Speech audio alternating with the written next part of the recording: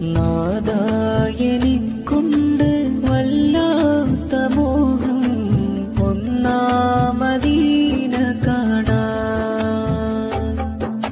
മഹറും നൽകിയ ഇക്കാന്റെ കൈ പിടിച്ച് ആ മണ്ണിൽ ചേർന്നിടാനാ.